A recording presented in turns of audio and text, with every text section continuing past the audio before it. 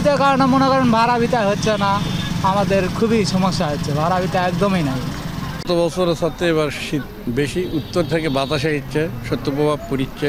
আপনার বয়োজ্যেষ্ঠ লোকেরা তো বাড়াতে পারছেই না, কাজে কামে যেতে পারছে না, রিক্সাওয়ালারা রিক্সা চালাতে পারছে না, সাধারণ লোকজনও খুব কম বাড়াচ্ছে। আমরা যদি একটা ভাড়া মারবো তাও মারা পারছি না। আর বাতাস তো চূড়ান্ত বাতাস, এটা বলাই লাগে না, এত বাতাস। অনেক বয়স্ক মানুষেরা আছে এখন কাজ কামে বাড়াতে পারছে না, আরও যারা গাড়ি চালায় বয়স্ক লোক তারা ভয়ই তো বাড়াচ্ছে না।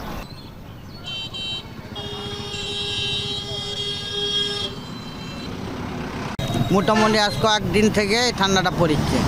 হ্যাঁ, অসুবিধা অবশ্যই সাধারণ জনগণের জন্য, যে আমি বাইরে থাকতাম এখন বাসায় চলে যাব।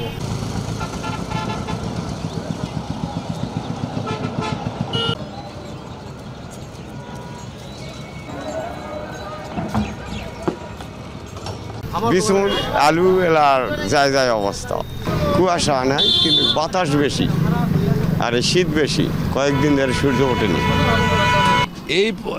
এই শীতের নিবারণের জন্য সরকারকে সাধারণ মানুষের কাছে আগে আসা উচিত এবং বিত্তশালী মানুষকেও আসা উচিত। কারণ নওগাঁতে এত শীত, শীতের সাথে বাতাস, তাহলে যারা দিনমজুর মানুষ তারা না বাড়ালে তো তাদের খাওয়া জুটবে না, তাদের ইনকাম না করলে তো তারা তাদের বিবি বাচ্চা খাওয়াবে কি?